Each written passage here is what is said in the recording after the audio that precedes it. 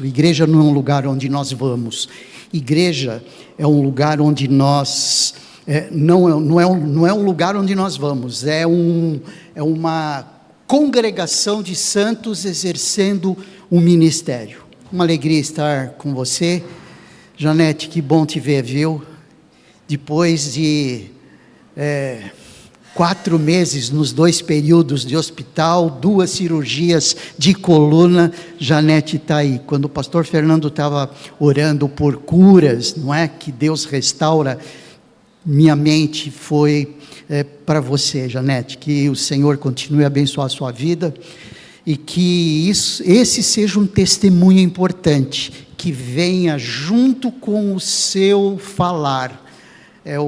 A maneira como você experimenta esse cristianismo. E essa dinâmica de ser igreja envolve um crescimento. Qual é o tema do ano? O tema do ano precisa estar sempre na nossa mente, porque tudo o que nós fazemos tem em vista esse tema. O Reinaldo já deu ali uma dica. Qual que é? Fidelidade, mas especificamente, crescendo em fidelidade. Crescendo em fidelidade. Nós pegamos um texto de Efésios no capítulo 4, versículo 15, que mostra essa dinâmica de igreja. Porque a partir do versículo 11, o texto começa a dizer que ele deu uns para apóstolos, outros para profetas, outros para evangelistas e outros para pastores e mestres, com vistas ao aperfeiçoamento dos santos para o desempenho do seu serviço, para a edificação do corpo de Cristo. E ele continua.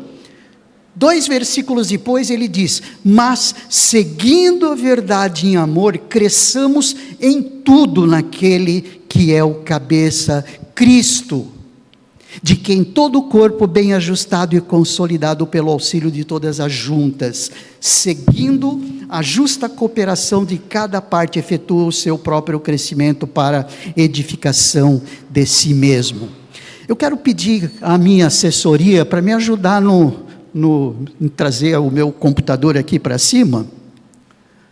Por favor, Domingos. E tudo que nós temos feito, as mensagens que nós temos transmitido e compartilhado com os irmãos, tem a ver com esse crescimento em fidelidade. Nós temos tudo para crescer em fidelidade ao Senhor, a partir do que Ele fez por nós na cruz. Ele se mostrou fiel. Deus é fiel, não é mesmo? Deus é fiel, absolutamente fiel.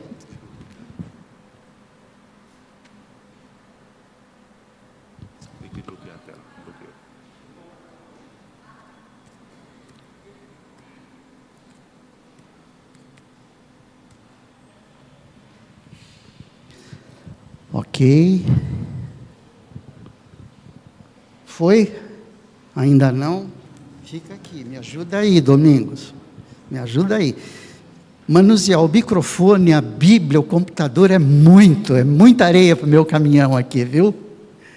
Que bom. Antes disso.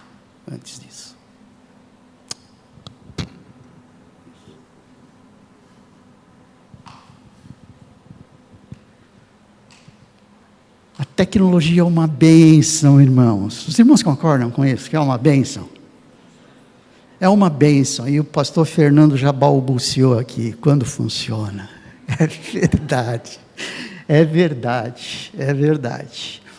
Mas, hoje nós teremos aí a nossa Assembleia Geral Ordinária. Como igrejas batistas, nós temos esses momentos que para alguns acaba sendo muito chato, acaba sendo muito burocrático, acaba sendo muito administrativo.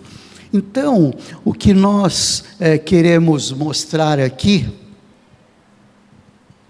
para os irmãos é o quanto a Assembleia Geral Ordinária ou Assembleia Geral Extraordinária, que são ferramentas que especialmente a Igreja Batista utiliza para glorificar ao nosso Deus. Então nós exaltamos e glorificamos o nome do nosso Deus, nós expressamos a nossa adoração ao nosso Deus, em tudo aquilo que fazemos, a tudo aquilo que somos, tudo aquilo que falamos, tudo aquilo que fazemos, as nossas rotinas, as nossas posturas éticas.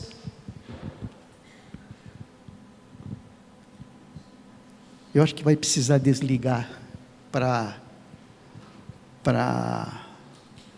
reinicializar.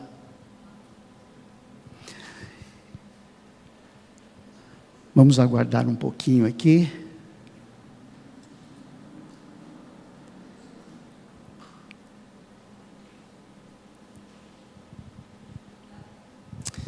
Não tem problema.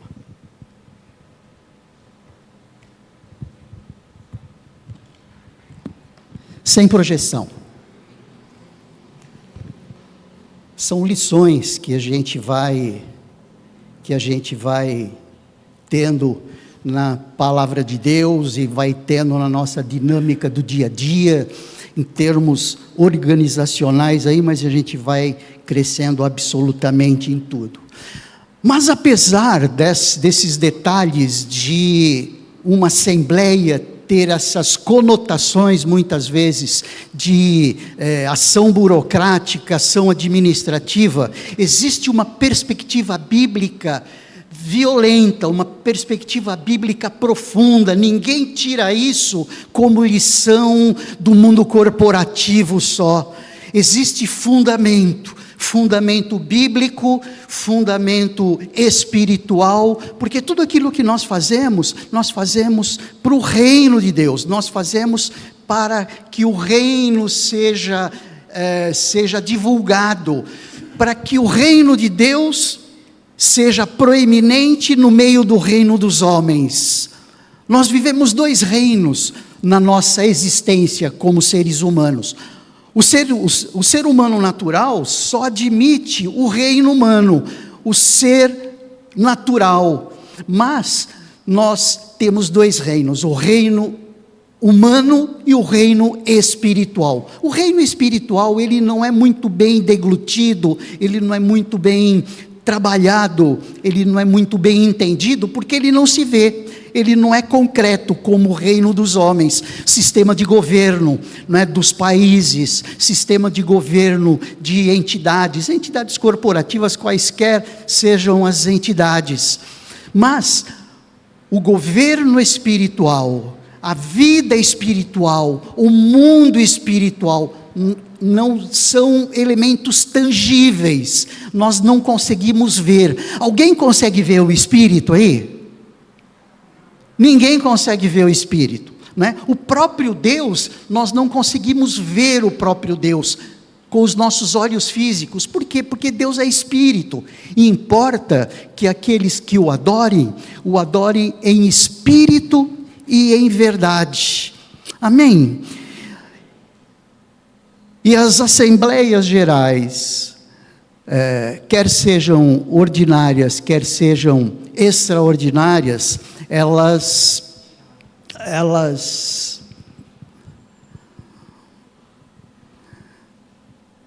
estão aí para exaltar e glorificar o nome do nosso Deus. Aí empresta o meu celular um pouquinho, porque eu acompanho pelo meu...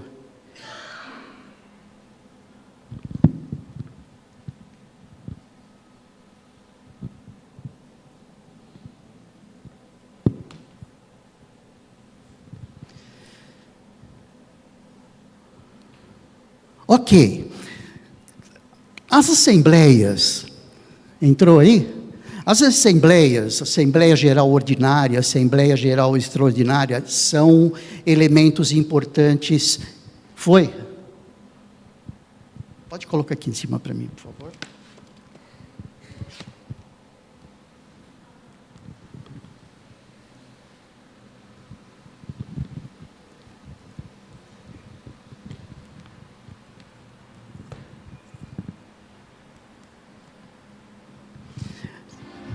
Ok, vamos lá, vamos ver aí a Assembleia Geral ordinária ou Assembleia Geral Extraordinária de uma perspectiva bíblica. O que a gente quer mostrar aqui, irmãos?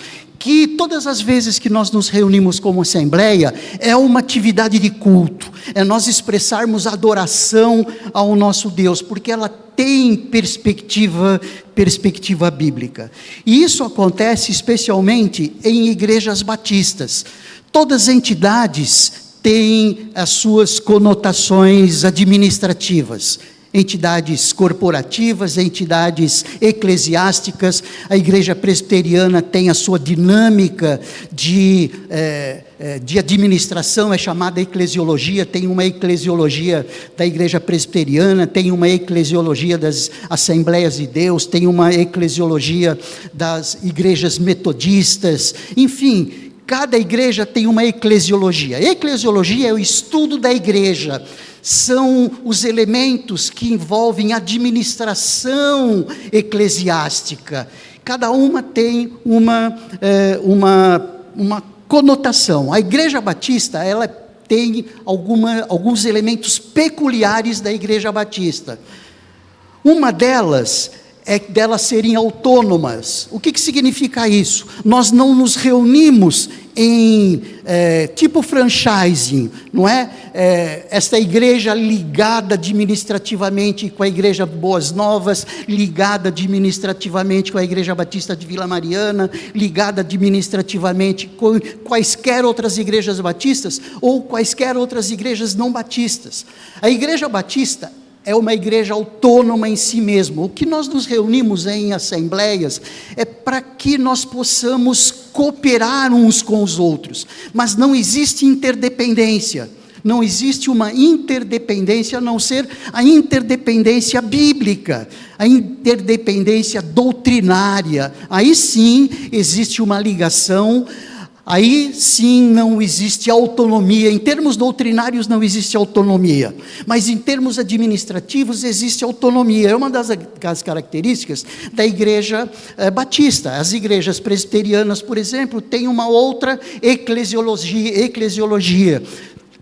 Adota-se uma administração eclesiástica um pouquinho diferente. Elas têm ligação umas com as outras, até no momento em que os pastores são designados para as igrejas, além da congregação decidir, também um presbitério decide.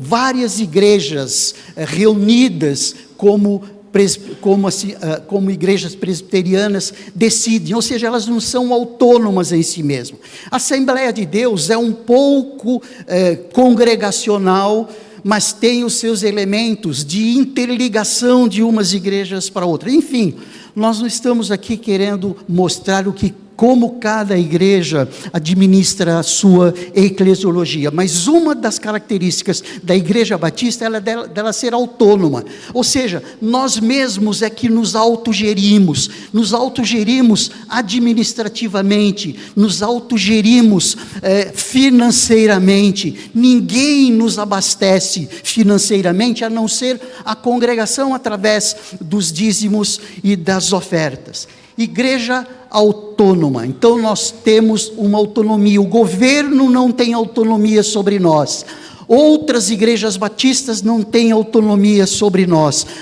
nos autogerimos. Então essa é uma das características da Igreja Batista. Agora, juntamente com essa autonomia, nós temos aí a ideia de igrejas batistas serem congregacionais, ou seja, quem é que trabalha nessa gerência, nessa administração nas igrejas batistas? A Assembleia. Então a Assembleia é o elemento que define. Por isso é que nas AGOs, nas Assembleias Gerais Ordinárias, nas Assembleias Gerais Extraordinárias, nós votamos, nós buscamos apoio para as nossas atitudes, para as nossas ações. Por isso é que é nessas nossas assembleias que nós recebemos membros, se a congregação aprova e apoia a chegada desses membros. Por isso é que a Assembleia é quem vai apoiar quando nós por motivos que geralmente vêm a partir dos membros, saem para outras igrejas, a igreja apoia, ou seja, não é o pastor quem define, não é o pastor quem dá a última palavra, quem dá a última palavra é a congregação. Nós somos uma igreja congregacional. Nós temos uma autonomia, e quem é que gere essa autonomia? Não é o pastor como presidente da igreja, não é a diretoria que tem autonomia plena sobre todas as coisas. Quando nós decidimos alguma coisa em diretoria, nós mandamos para a assembleia, trazemos para a assembleia consolidar, para a assembleia chancelar aquilo que nós definimos. Por isso é que, como igrejas batistas, nós temos essa característica de sermos, além de sermos autônomos, existe uma autonomia da igreja, nós também temos o estilo de congregação, nós somos congregacionais, é a assembleia quem define, é a assembleia que apoia, é a assembleia quem define se o pastor vai continuar ou não, é a assembleia que define se o líder vai continuar ou não. Se a assembleia levanta uma questão, e a partir dessa questão avalia-se, a assembleia é quem define a retirada de qualquer pessoa, a retirada do pastor, a retirada da diretoria. Você percebe a importância da assembleia? E quando a gente vai trabalhar tudo isso? Nas AGOs. São nas AGOs que nós fazemos a prestação de contas. Na AGO é que nós lemos as atas, que nada mais é do que o histórico de tudo aquilo que a própria Assembleia definiu no momento da AGO. Então, gente, isso faz parte da dinâmica de igreja batista. E recuperando aquela palavra inicial, isso faz parte do culto.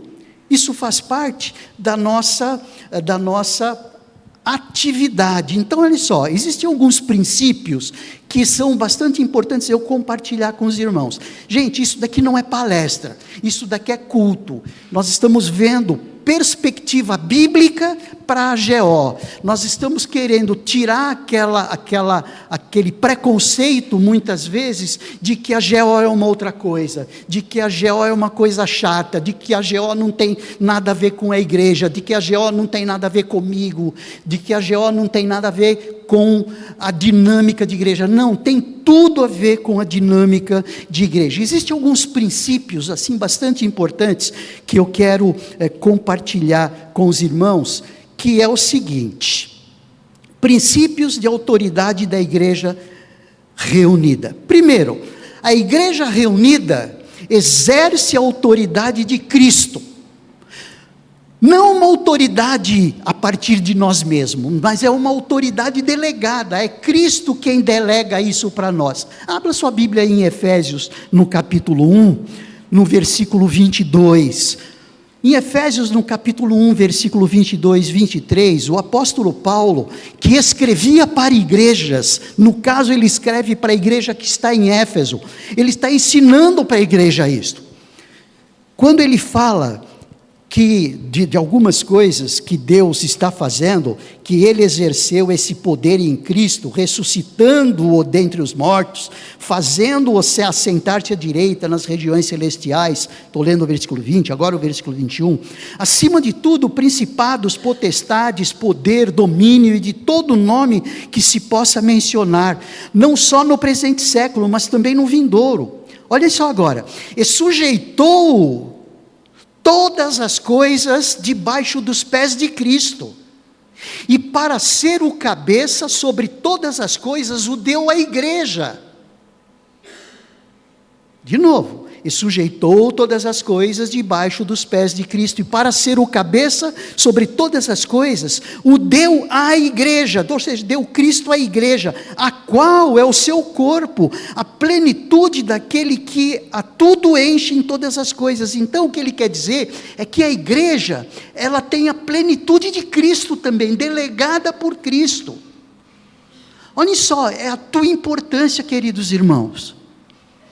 É a sua importância, a importância da igreja. Não estou falando de igreja CNPJ, não estou falando de igreja CEP, nós estamos falando igreja aqui, olha, reunida aqui, Nós estamos reunidos como igreja, em igreja, e nós temos uma autoridade que é delegada por Cristo, porque quem é o cabeça deste corpo? Que esta igreja reunida é o corpo. Quem é o cabeça deste corpo? Cristo. Não é a cabeça que delega autoridade e ação para todo o corpo físico? Jesus também, Ele delega para nós autoridade, para que nós exerçamos a autoridade. A minha cabeça exerce autoridade sobre os meus pés, para que os meus pés, as minhas pernas, as minhas mãos, me ajudem nesse momento de compartilhar com você essa mensagem. A minha perna não pode dizer, eu não faço parte de tudo isso, as minhas mãos, os meus braços não podem dizer que eu não faço parte de tudo isso. Não, nós somos um conjunto, e esse conjunto está sendo trabalhado a partir da cabeça, da minha cabeça. Isso acontece com a igreja de Cristo Jesus. Em Colossenses, 2, 3 páginas depois, no capítulo 2, no versículo 10, nós vemos alguma coisa assim, veja só. Também nele, versículo 10 do capítulo 2 de Colossenses. Primeiro Efésios, depois Filipenses, depois Colossenses, ok? Também nele vocês receberam a plenitude. E, olha só, também nele vocês receberam a plenitude. Eu e você, como igreja, recebemos a plenitude de Cristo. Nós recebemos a autoridade de Cristo. Essa autoridade de Cristo foi delegada a mim e delegada a você. Você percebe que quando nós decidimos alguma coisa como igreja, por isso é que nós precisamos decidir isso como corpo. Por quê? Porque o cabeça é Cristo, o dono da igreja é Cristo, mas nós, como membros deste corpo, precisamos efetivar aquilo que o cabeça está determinando. Percebe isso, queridos? Olha só a importância da AGO, olha só a importância da AGE, a Assembleia Geral Ordinária, Assembleia Geral Extraordinária, enfim, sejam elas quais forem. Tem a ver com Bíblia, tem a ver com espiritualidade, tem a ver com Cristo, tem a ver com Cristo exercendo a sua autoridade através dos membros. Também nele vocês receberam a plenitude. Ele é o cabeça de todo o principado e potestade. Então nós recebemos essa plenitude. Então a igreja reunida exerce a autoridade de Cristo, delegada por Ele. Não é uma autoridade delegada por nós mesmos. Nós não nos delegamos essa autoridade. Quem delega essa autoridade para nós é Cristo Jesus. Mas delega essa autoridade para nós. E quando nós vamos exercer essa autoridade? Na Assembleia, entre outras coisas, entre outros momentos. Você percebe isso? Essa é a grande perspectiva bíblica. Existe um outro elemento aqui do princípio de autoridade, que é através da grande comissão. Onde está o texto da grande comissão, queridos? Alguém? Pode bater assim, ó.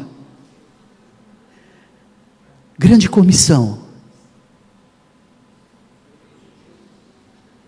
Mateus 28, gente, abra lá em Mateus 28, Mateus 28, sumiu?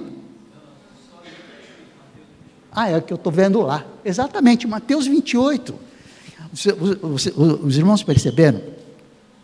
Ninguém está inclusive lendo lá, tá bom, os irmãos estão prestando atenção no que eu falo, mas está lá, Mateus 28, né? Mateus 28, 18, quando diz o quê? Jesus dizendo que a Ele foi dado toda a autoridade nos céus e na terra, por isso, façam discípulos de todas as nações, batizando-os em nome do Pai, do Filho e do Espírito Santo, ensinando-os, o quê? A guardar tudo aquilo que eu vos tenho ensinado. Então, isso daí tem a ver com grande comissão, é a autoridade da igreja. Jesus está dando essa autoridade para aquela igreja. Qual era aquela igreja? Eram os discípulos, os apóstolos de Jesus e os discípulos que estavam com ele. Aquela era uma igreja, ou não? Percebe como aquela era uma igreja? E essa grande comissão nada mais é do que um dos princípios de autoridade da igreja reunida. Então Jesus, com a igreja reunida lá, diz: ide, fazei discípulos de todas as nações, batizando-os em nome do Pai, do Filho, do Espírito Santo. Isso daí é uma incumbência, através dessa grande comissão de fazer discípulos, de batizar, de ensinar.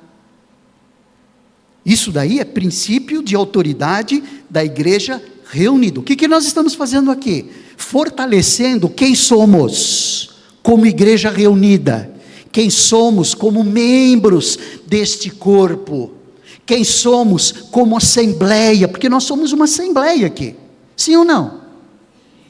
Nós somos uma assembleia. Muito bem. Através do mandato de Cristo, ligando ou desligando, Mateus 18, abra lá em Mateus 18, que esse texto é um texto bastante interessante. Mateus capítulo 18, ali no versículo 18 a 20, olhem só, que princípio de autoridade como igreja reunida. Mateus 18, 18 a 20, quando diz: em verdade lhes digo que tudo que ligarem na terra terá sido ligado nos céus, e tudo que desligarem na terra será desligado no céu. Gente, como alguma coisa pode ser ligado na terra? Na tomada? Claro que não.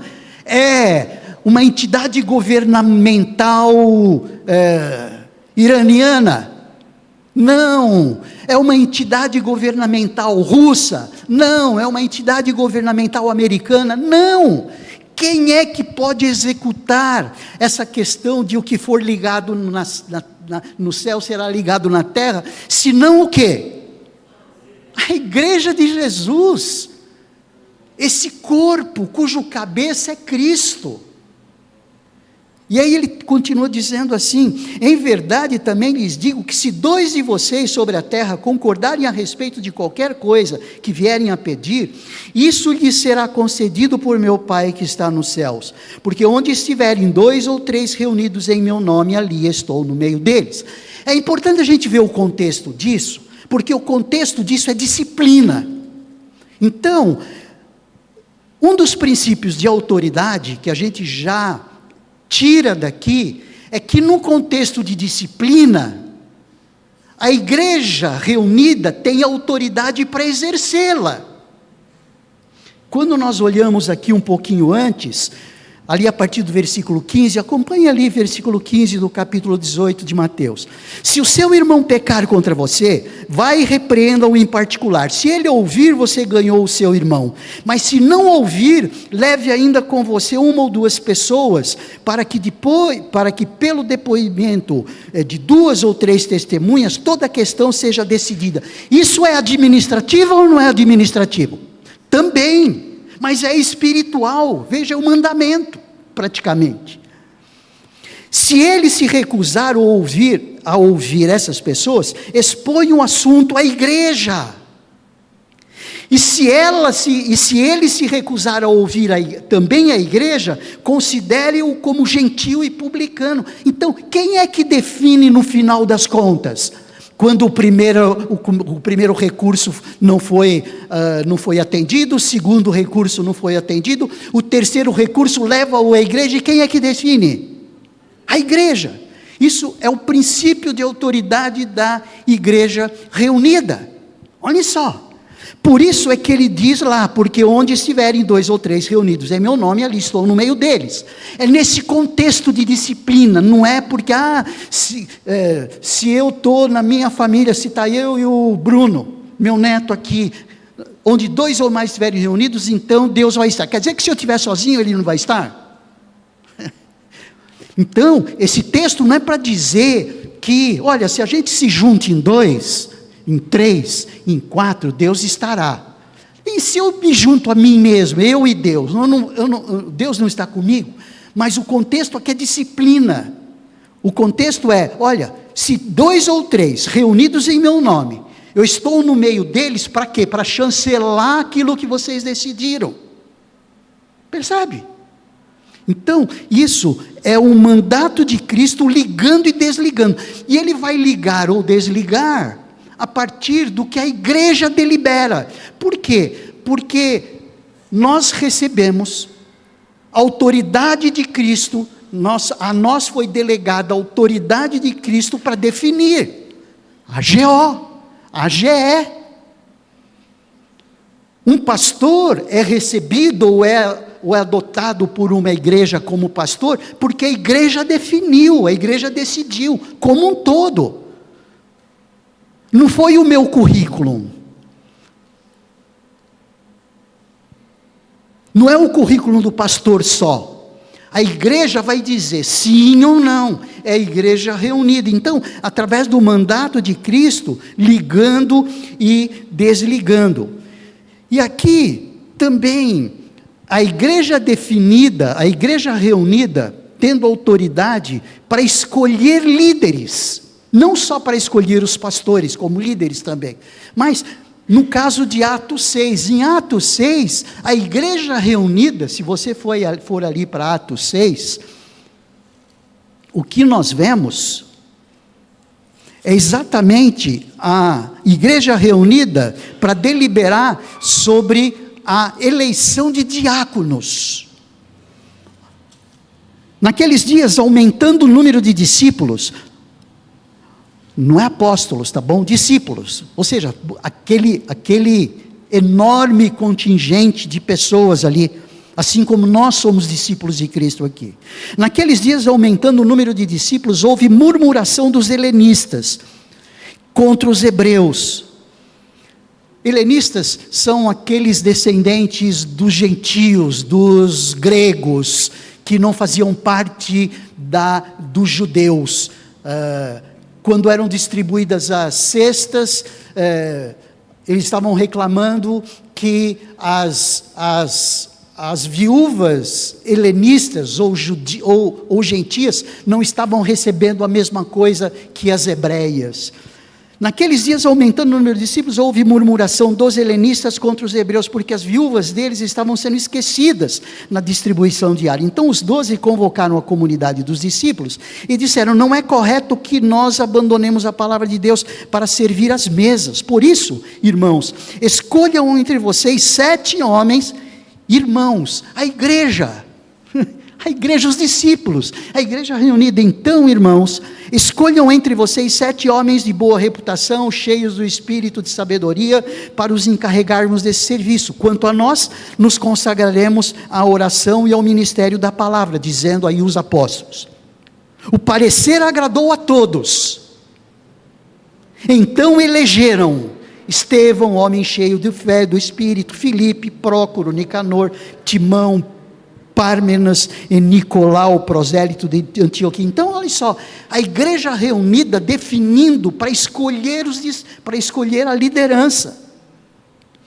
Então, queridos, olha só, a igreja reunida, vocês perceberam a importância da assembleia?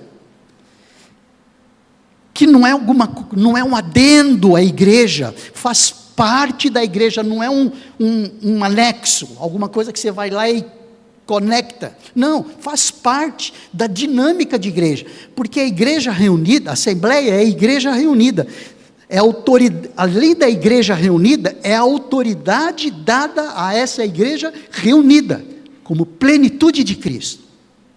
Muito bom, caminhando um pouquinho mais aí, a gente vai perceber que na assembleia, ou assembleia reunida, com toda a autoridade delegada por Cristo, nós temos a obrigação de prestar contas. Por isso é que, como hoje, por exemplo, o nosso tesoureiro vem aqui e presta conta para os irmãos: olha, entrou tanto, saiu tanto.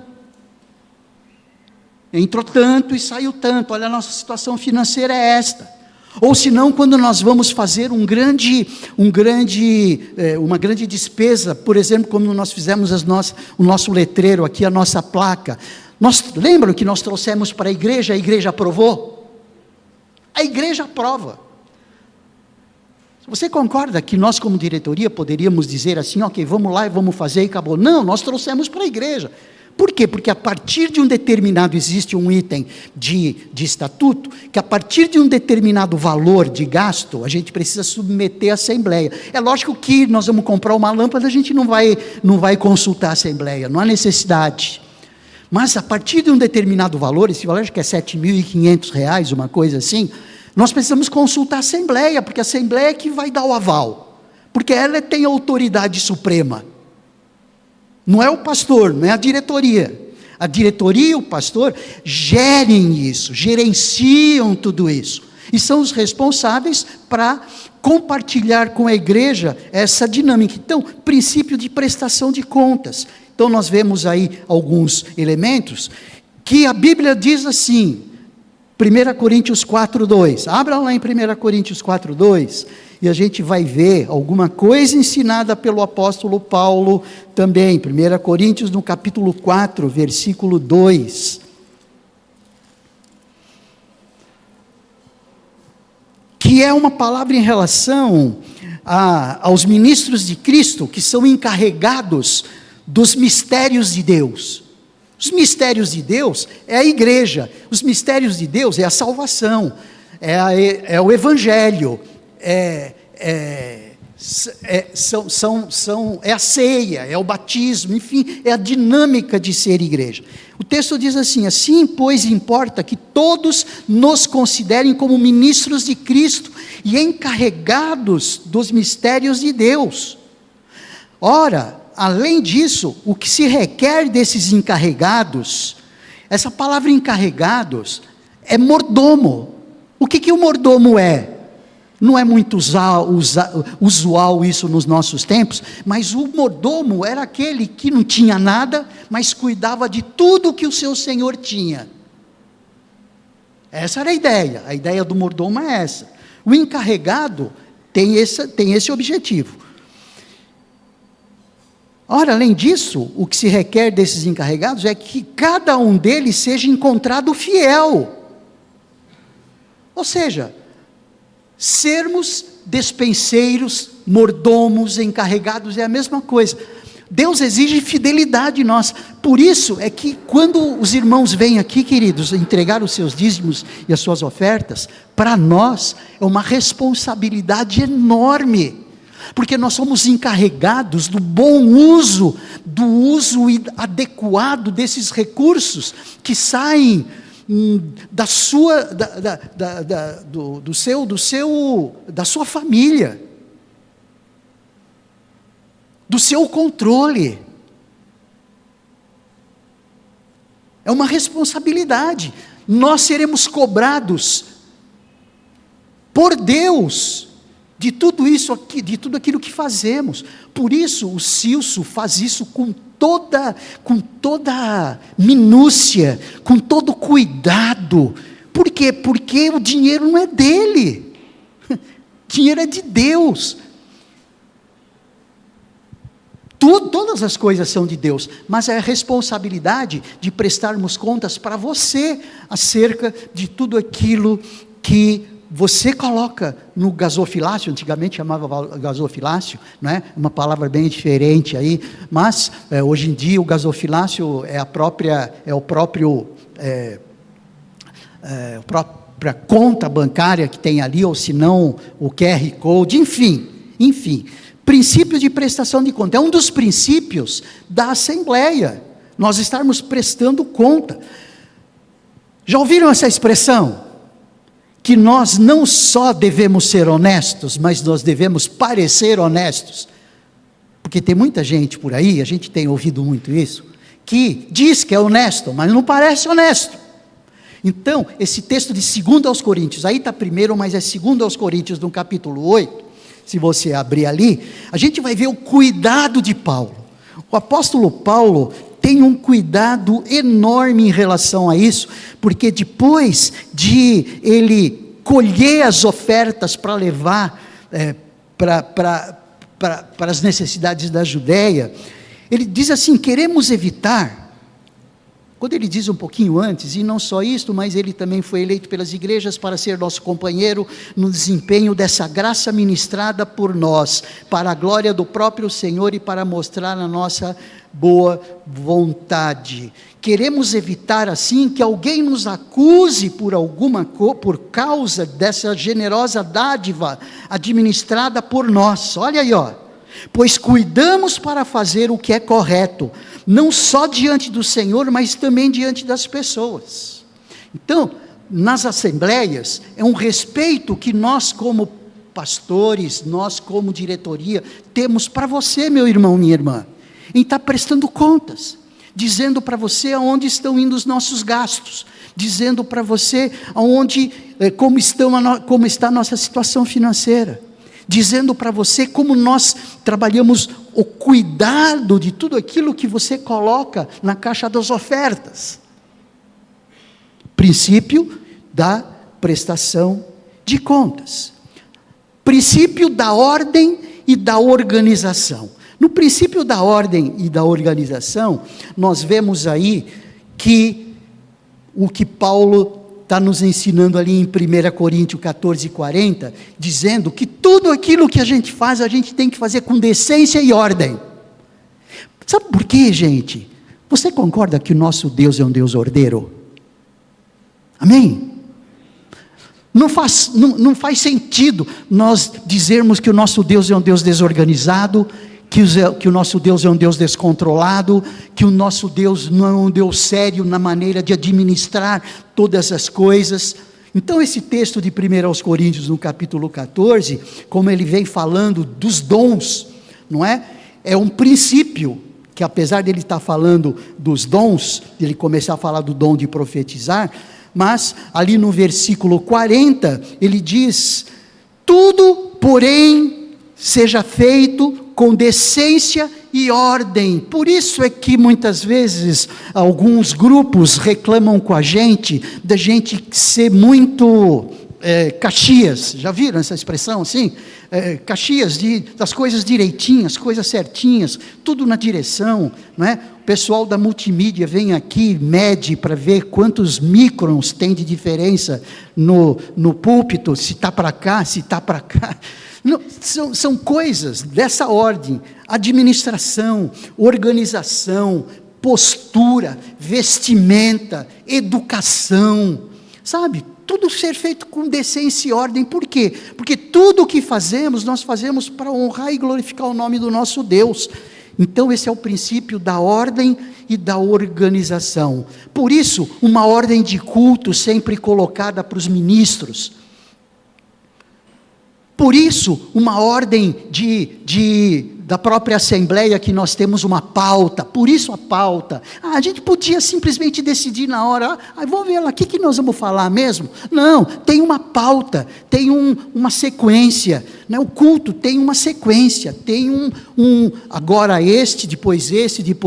Por quê? Porque tudo deve ser feito com decência e ordem. Então esse é um princípio de ordem e de organização.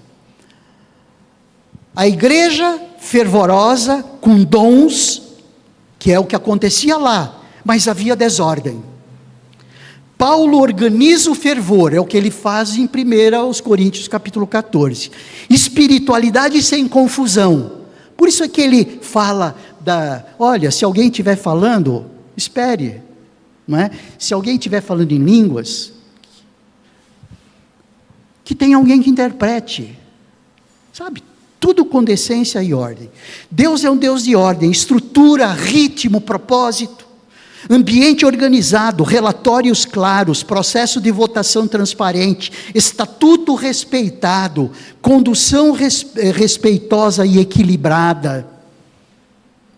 Isso faz parte de princípios da igreja reunida, princípios de uma GO, bíblicos. Sim ou não? Ninguém pode dizer que os princípios que norteiam as nossas assembleias não são princípios bíblicos, porque são princípios bíblicos. Agora, talvez esse elemento seja o elemento principal de tudo aquilo que nós estamos falando. É o princípio da participação dos membros, que para alguns é feito de maneira não necessária. Isso não é muito necessário, mas existem alguns princípios que validam, alguns princípios que dizem que precisa ser feito assim, a participação dos membros. A parte daquilo que nós já dissemos no início, de que nós somos membros de um mesmo corpo e cada um tem uma função, então cada participação e cada irmão sentado aqui participando de uma assembleia tem a sua função. Participação dos membros, é o princípio da participação dos membros. Nós temos alguns aí, um deles, cada membro da igreja é membro do corpo. Você concorda com isso? Se você discorda com isso, você está discordando de Paulo. Se você está discordando de Paulo, você está discordando de Deus, tá? Capítulo 12, versículo 27, de 1 aos Coríntios, capítulo 12. Capítulo 12 é o texto de Paulo que mais fala de dons. O outro é Efésios 4, o outro é Romanos 14. O 12, aliás. Então, esse texto diz assim lá, no versículo 27. No versículo 27 do capítulo 12 de 1 aos Coríntios, ora, vocês são o corpo de Cristo e individualmente membros desse corpo. Percebe isso? Então você é membro do corpo. Eu tenho certeza que você vai ficar extremamente desconfortável se alguém disser, você não é membro do corpo, pensando no corpo de Cristo. Como não? Eu sou filho de Deus. Como não? Eu sou salvo. Como não? Eu nasci de novo. Como não? Eu tenho o meu nome escrito no livro da vida. Ok, se você é salvo por Cristo, se você foi batizado conforme a ordenança de Jesus e de fazer discípulos de todas as nações, batizando-os em nome do Pai, do Filho e do Espírito Santo, se você tem o seu nome escrito no livro da vida, então você é membro deste corpo. Então cada membro é membro do corpo de Cristo. Se você é membro da Igreja Batista Vida Nova, você é membro do corpo de Cristo. E por isso você precisa participar do corpo. Todas as atividades do corpo. Uma das atividades do meu corpo é púlpito. A outra atividade do meu corpo é cuidar da minha casa. Outra atividade do meu corpo é cuidar de mim mesmo. Emocionalmente, fisicamente. Mas como igreja, eu tenho as minhas responsabilidades aqui. E você tem as suas responsabilidades aqui.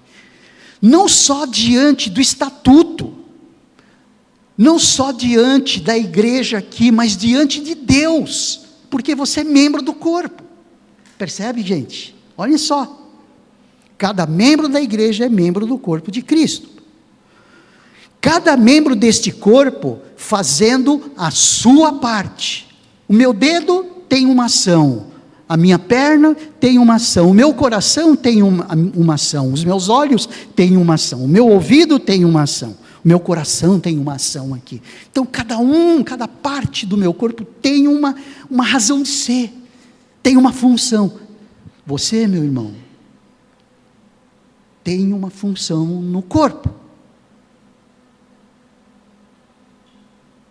Meu dedo chega e fala para mim, esquece da minha vida por uns 30 dias. Meu coração fala assim, esquece da minha vida por 2 minutos, já era. Manuel já era. As coisas não funcionam assim, a gente precisa aprender essas associações, que o apóstolo Paulo mesmo ensina, que Deus através de Paulo está nos ensinando. Então, cada membro deste corpo tem que fazer a sua parte. A assembleia é a expressão do sacerdócio universal. A assembleia aqui, essa assembleia reunida como nós estamos aqui, é a igreja reunida aqui. A igreja para deliberar sobre assuntos administrativos da igreja, que é uma agência do reino. É uma atividade sacerdotal. Quando nós olhamos lá, 1 Pedro capítulo 2, versículo 9, quando diz, vocês, porém, são geração eleita, sacerdócio real, nação santa, povo de propriedade exclusiva de Deus, a fim de proclamar as virtudes daquele que os chamou das trevas, para a sua maravilhosa luz. Então, a assembleia é expressão desse sacerdócio universal dos crentes. que esse texto aqui mostra para nós que cada um de nós é sacerdote. Em que sentido? Quando você fala com Deus, você pede para alguém fazer isso? O Reinaldo vai falar com Deus, pede para Raquel? Não, ele mesmo fala, ele mesmo entra no santuário, ele mesmo entra no Santo dos Santos, em nome de Jesus, mas ele entra. Então ele é um sacerdote, é o sacerdote do seu lar. A Raquel é ajudadora do Reinaldo, mas em relação à vida espiritual da Raquel, ela também exerce o sacerdócio universal, porque ela é crente em Cristo. Eu estou dando, desculpa, depois vocês cobram royalties, tá bom? Pode mandar. Aí eu mando para o Cilso. Assembleia é a expressão do sacerdócio de Cristo. Enfim, gente, olha só, cada membro da igreja é responsável pela vida da igreja. Cada membro da igreja é responsável pela vida da igreja. A nossa responsabilidade não começa quando a gente entra às 9 horas da manhã aqui e sai ao meio-dia, quando você participa da escola bíblica. Ou não começa quando você chega para o culto das 18h30 e sai quando termina o culto às 20, caso você venha à noite. Ou a nossa responsabilidade não é só de domingo. A nossa responsabilidade é todo tempo. É todo tempo. Cada membro é responsável pela vida da igreja. Princípio da participação dos membros. Eu quero concluir dizendo algumas coisas assim bastante interessantes também. O que não é Assembleia Geral Ordinária ou Assembleia Geral Extraordinária? O que não é? Enfim, ela não é mera formalidade burocrática administrativa. Não. Assembleia não é isso. Então, se você entende, ou entendia, que é uma mera formalidade, por isso não participava, o objetivo dessa palavra, desse compartilhamento, é mostrar para você o quanto isso faz parte da tua vida espiritual. Você não pode dissociar a tua vida espiritual da Assembleia e a Assembleia da tua vida espiritual. Não pode, você não consegue fazer isso. Então ela não é uma mera formalidade burocrática. Ela não é modelo empresarial. Porque uma assembleia é feita pelas entidades corporativas também.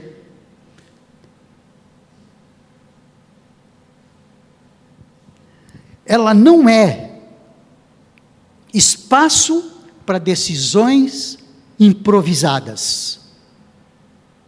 Não, são decisões estudadas, decisões compartilhadas, decisões aprovadas pela Assembleia, aprovadas pela igreja. E também ela não é espaço para decisões políticas. A gente não decide a entrada de um e saída de outro. Na Assembleia a gente não decide se um vai ser vice-presidente, se vai ser diretor na secretaria. Não, a Assembleia não é espaço para decisões políticas. Não necessariamente as decisões políticas no âmbito governamental. Decisões políticas. Talvez a palavra certa seria essa: politicagem. Não. Coisa séria é buscar a vontade de Deus. E a vontade de Deus, ela é buscada a partir do quê? Da igreja reunida. Porque quem é que vai fazer a vontade do cabeça? É o corpo. E quem é o corpo? Os membros. Isso não é. Agora, tá? Tem mais uma aqui, não é uma reunião aberta a pessoas fora da igreja para votar. Por quê? Porque na Assembleia tem o direito a voto e tem o direito a ser votado aquelas pessoas que são membros da igreja. Então, por exemplo, nós estamos recebendo alguns irmãos que estão participando da classe de novos membros, a carta de batismos, não só de novos membros, mas de batismos também, é uma mesma classe, para se tornarem membros da igreja. Então, enquanto eles não são membros da igreja, eles não participam dessas votações, porque essas votações, elas participa quem assina como membro, inclusive já alguns irmãos já devem ter assinado a lista. Veja, decência e ordem, façam com decência e ordem, assinar a lista de presença. Então, não é uma pessoa que não é membro da igreja, não é qualquer pessoa, tá? Esquece esse qualquer, força de expressão. Não é uma pessoa que não é membro da igreja, ela não tem o direito de votar. E como não é membro da igreja, ela não tem direito de ser votado também. Todos os membros da igreja têm direito de votar e têm direito de ser votado. Enfim, expressão prática, isso é. O que é assembleia então, se aquilo que não é a gente já colocou em vermelho? É a expressão prática da eclesiologia congregacional. Bonito nome, né? Eclesiologia congregacional, mas fácil de entender. O que é eclesiologia? É a administração eclesiástica da Igreja Batista. Congregacional, por que congregacional? Porque essa administração eclesiástica é exercida pelos membros. Então, a Assembleia Geral Ordinária, Assembleia Geral Extraordinária, não é o caso agora de a gente saber qual é a diferença de uma e de outra, tá bom? É a expressão prática da eclesiologia congregacional, que é uma das características da Igreja Batista. Então, olha só, algumas coisas bem interessantes aí. Por quê? Porque ela manifesta a autoridade de Cristo, como já vimos, sim ou não? A Assembleia, ela manifesta a autoridade de Cristo, com toda a plenitude de Cristo que Ele concede para nós. Então, ela manifesta a autoridade de Cristo, já vimos isso, estamos na conclusão. Manifesta a participação no corpo, como membros. Manifesta a responsabilidade coletiva. O pastor não é responsável sozinho. A diretoria não é responsável sozinho. A liderança não é responsável sozinha. A igreja é responsável, a responsabilidade coletiva, porque a igreja somos nós. A igreja não é o pastor, a igreja não é a diretoria, a igreja é os membros da igreja. Eu sou membro da diretoria, aliás, para ser diretor, para ser pastor, precisa ser membro da igreja. Então é responsabilidade coletiva. Transparência, decência, ordem, honestidade. Não só ser honesto, mas parecer honesto também. Demonstrar isto também. E por último, ordem bíblica. A Bíblia nos ordena a isso. Gente, Assembleia Geral Ordinária, que fazemos 4 vezes por ano, tem uma conotação e uma perspectiva bíblica potente. Considerem isto, considerem como um fator de crescimento em fidelidade ao Senhor. É um dos fatores de crescimento em fidelidade ao Senhor, entendendo quem somos, entendendo quais são as nossas responsabilidades. Amém? Amém. Amém. Nós estamos acessíveis, como sempre, para tirar qualquer dúvida dos meus irmãos, dos nossos irmãos, acerca de qualquer coisa. Qualquer coisa. O nosso livro caixa está aberto. É só marcar com o Cilso. Não é, Cilso? A gente fala isso sempre. Sempre. Tem alguma dúvida? Não tem problema nenhum, você é membro desse corpo, faz parte, você tem responsabilidade de tudo isso, você tem o direito de saber. Vai lá e...